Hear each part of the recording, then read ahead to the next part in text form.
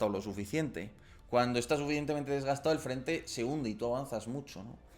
Al menos desde mi interpretación, ¿no? Mm. Y nuevamente, en la guerra moderna el problema es que tú tienes que, tal y como lo está haciendo Rusia, Rusia es la que está poniendo tropas con claramente mayor exposición y mayor riesgo frente a Ucrania. Al final son los rusos los que tienen que avanzar campo a través, en campo abierto, y les llueven drones. Entonces es que las bajas, o sea, tú... La cuestión es, vale, ya sabemos que Rusia tiene 3 veces más recursos que Ucrania en términos demográficos y vamos a poner que de dinero y de todo, ¿no? La cuestión es cuántos tienes que sacrificar y en qué ratio, porque sabemos que para el ataque los rusos tienen que sufrir más bajas casi seguro. Vamos, casi seguro no, fijo, porque al final están atacando frontalmente. Entonces, los rusos están sufriendo por cada baja ucraniana 1,5 o 2 bajas, una cosa así. ¿Puede sostener ese ritmo Rusia? Y la cuestión es, ¿hasta dónde están dispuestos a poner los ucranianos? Porque si los ucranianos están dispuestos a hacer como creo que era Paraguay en la guerra del Pacífico, en la que el país se esquilmó de varones completamente, prácticamente no quedaron varones vivos, fue una guerra tremenda. Eso significa que vas a tener que soportar decenas de millones de bajas incluso. Y está dispuesta a llegar Rusia a eso, es decir, a una ratio de 1 a 1,5 por cada ucraniano. Pues ahí está el problema de este tipo de estrategias, que son muy... puede salir o puede no salir. Y luego nuevamente es que estamos en un momento tecnológico que te favorece mucho la defensa, pero mucho. Mucho más... Es que hoy es más fácil defender que en la guerra Irán-Irak. Porque al final con los drones y los sensores del campo de batalla, bueno, ya os lo he dicho 20.000 veces. O sea, es que tú ves un asalto, por ejemplo, mira, lo ruso en Kupiansk. Tú ves ahora mismo un asalto ruso. Uy, perdonad. ¿Vale? Tú ves un asalto ruso con sus blindados, cómo van a toda velocidad y se plantan en una hilera de árboles y tal, y dices, ¿esto en qué diferiría con respecto a la Segunda Guerra Mundial, ¿no? Es decir, en la Segunda Guerra Mundial un grupo de tanques o de panzers o de semiorugados que llegan, dejan salir a su infantería, proveen el apoyo a la misma para que ésta salte una trinchera. O sea, es que el asalto terrestre es igual, básicamente. Ahora, la defensa, pues aquí lo ves, venga a tirarte granadas con drones, venga drones kamikaze, venga tal. Es que claro, ya no tengo que exponer no sé cuántos tíos en una trinchera para frenar todo tu ataque, ahora me lío a mandar drones. Y los ucranianos saben esto y hacen todavía más énfasis en esto. Entonces, ¿cuál es el ratio real de bajas que puedes sufrir tú para cada vez que tienes que avanzar? Entonces, bueno, yo creo que hay un factor tecnológico que favorece la defensa por ahora, ¿no? Igual luego cambia y favorece el ataque, pero por ahora sin duda favoreció la defensa. Es decir, con estos mismos medios, hacía 30 años Ucrania no podría haber soportado esta guerra, casi seguro, vamos. Con esa superioridad de blindados y tal, bueno, o si no, si podrían haber aguantado mucho más difícilmente, con mucho más desgaste. Pero es que ahora... Eh,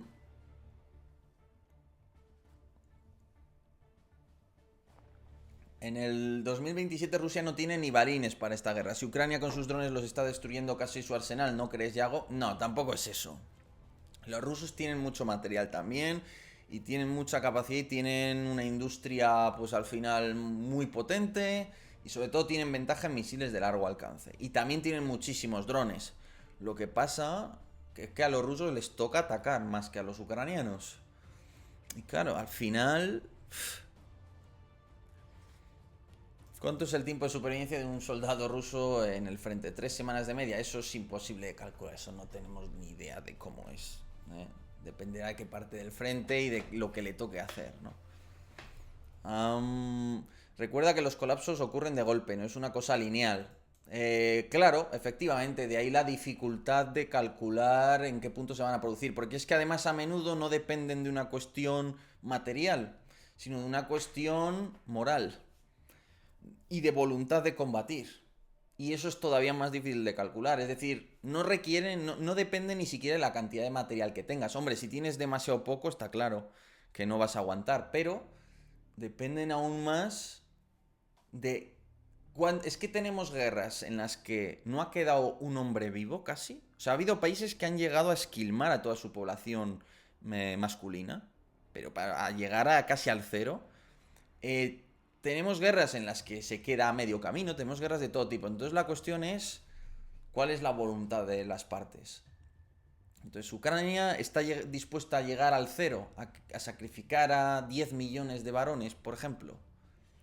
Sabiendo que Rusia, para enfrentarse a 10 millones de varones con el ratio actual de bajas, tiene que sacrificar entre 15 y 20 millones de varones, por ejemplo.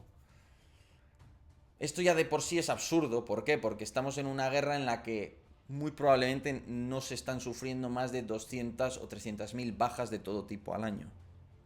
Es decir, que estamos hablando de que en una guerra de 10 años el máximo de bajas de las partes no va a estar muy por encima de los 3 a 5 millones, que se dice pronto, pero es una cifra que esas sociedades pueden soportar, ¿no?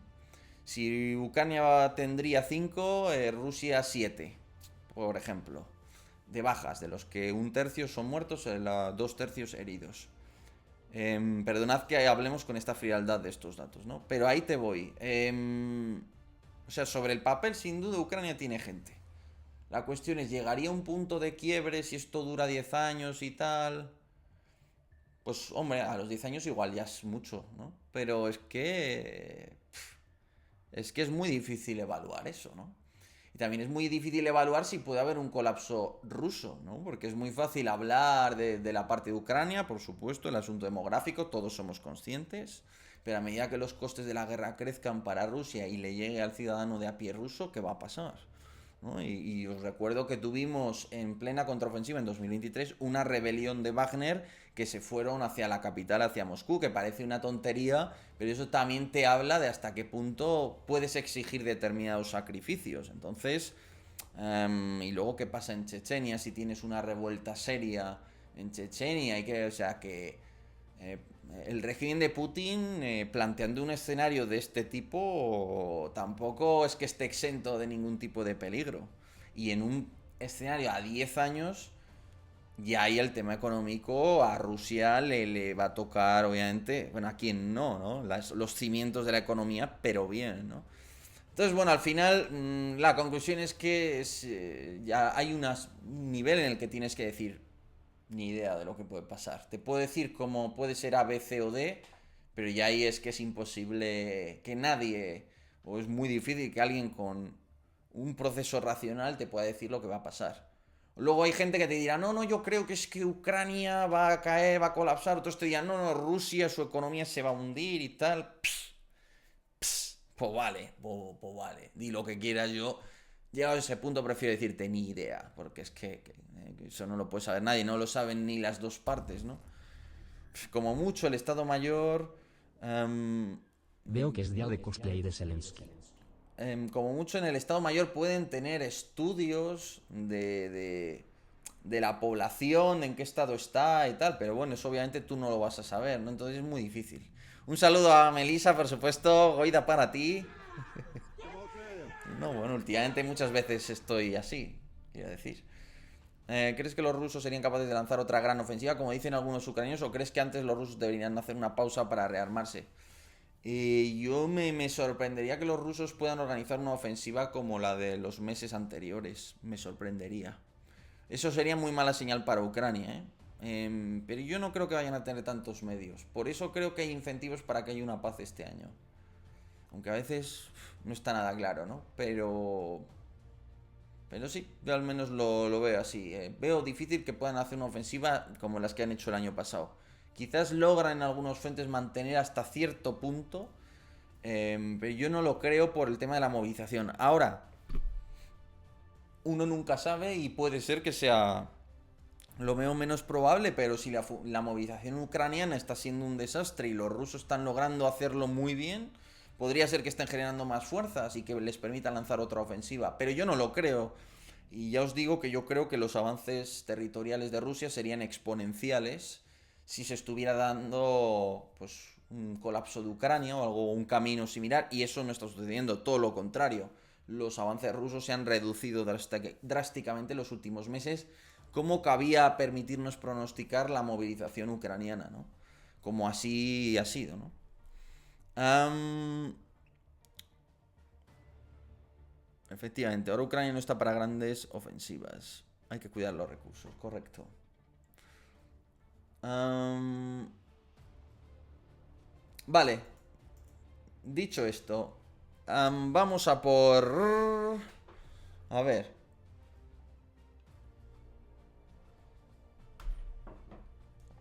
El asunto de los norcoreanos.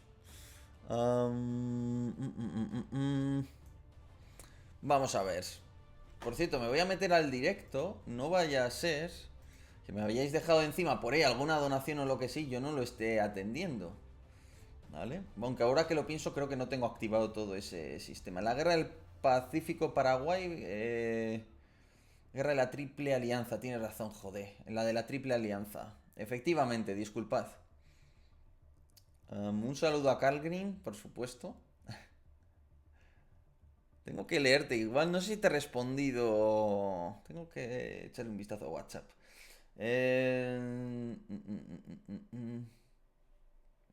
O sea, Rusia, sus ofensivas, Gabriel Hernández sí las concentra, pero en zonas amplias. O sea, sí tiene más o menos un esquema concentrado, pero es verdad que dispersa mucho, ¿no? En distintas zonas del frente. ¿Cómo se va a reducir si expulsaron a los ucranianos hace poco de Kursk? Sí, pero Kursk es distinto a la hora de medir. Kursk no es representativo para medir tanto el desgaste. ¿Por qué? Porque Kursk primero era una zona no fortificada y segundo tenía un problema geográfico fundamental de que estaba en una posición desaliente. Entonces eso era algo que se debía a la planificación original ucraniana, pero que básicamente les dejaba las vías de comunicación expuestas. Entonces Kursk no cae por una falta en sí de recursos. Bueno, puedes decir, no, es que era demasiado caro y soportar bajas, pues eso, de ratios negativos para Ucrania es inviable. Por eso Ucrania pues le era demasiado costoso. Bueno, si quieres plantearlo así, desde luego. Pero era la única posición del frente en el que Rusia, como atacante, realmente infligía probablemente las mismas o incluso puede que en las fases finales, contando todo, más bajas a Ucrania que a la inversa. Con además la ventaja de usar tropas norcoreanas, ¿no? Que eso pues le permitió un ahorro de fuerzas al ejército ruso que ha sido muy importante. Ahora vamos a hablar porque ya han confirmado los rusos la presencia de tropas norcoreanas. Entonces a lo que voy es a que Kursk cae por la situación geográfica que tenía de riesgo de sus líneas de comunicación, porque tenían una y estaba a tiro de los drones y la artillería rusa. Y cae porque, hombre, ya era demasiado caro pues meter ahí tropas todo el día para que te las machaquen con fuego de artillería, ¿no? Pero no cae porque falten tropas en sí para defenderlo. O sea, entonces por eso no te indica tanto un asunto de desgaste, te indica una posición concreta de ese lugar. Por ejemplo, a mí en el saliente ruso de Pokrovsk, lo que ha pasado en el último mes, ¿no? Si nos vamos a hace... vamos a ver. Uy. Vamos a ver. Si nos vamos a... Si nos vamos a febrero, ¿qué ha pasado aquí en este saliente ruso, concretamente, en este saliente? ¿Por qué lo han perdido los rusos este saliente a fecha de hoy? Bueno, pues porque básicamente está en una posición muy mala. Es decir, al final tienes unas líneas de comunicación malas porque ni siquiera tienes casi carreteras que están muy expuestas a los ucranianos. Si os fijáis, los ucranianos lo tienen a tiro de dron y a tiro de artillería. Entonces, estas líneas de comunicación sufren fuegos de interdicción constantemente. Entonces, todo este saliente ruso está muy expuesto. Entonces, el fracaso ruso en este saliente lo debemos achacar al desgaste ruso en sí. No, el fracaso ruso en este saliente solo no. Porque es un saliente que está muy expuesto tácticamente y que es muy oneroso atacar en esta dirección, porque es que estás aquí sufriendo ataques a lo largo de todo este recorrido. ¿Y dónde escondo yo aquí un grupo de tanques? Si es que tengo 4 hileras de árboles para meterlos, ¿no? Ahora, lo que ya es mucho más llamativo es decir, mira, es que en todo este frente, en los asaltos frontales, no solo en este saliente, sino en todo este frente, en los asaltos frontales, me voy al mapa de febrero y es que está igual o incluso han perdido territorio. Entonces, no han sido capaces de sostener asaltos frontales eficaces sobre estas posiciones. Cuando en este mismo sector del frente hace unos meses estaban logrando avanzar. Este era el 15 de febrero y este era el 15 de febrero, de octubre. Y el 15 de septiembre de 2024 el frente lucía así. Y el 15 de agosto así. O sea, cada mes había un avance importante. En cambio, me voy a febrero de 2025, el frente es este, y me voy a marzo y no ha cambiado, y me voy a abril y no ha cambiado. Entonces, este dibujo me dice, no, no tienen fuerzas para lanzar suficientes ataques, cosa que antes sí habían logrado, ¿no? O tienen más fuerzas, pero los ucranianos también tienen ahora más fuerzas. Bueno, esa es la idea, ¿no?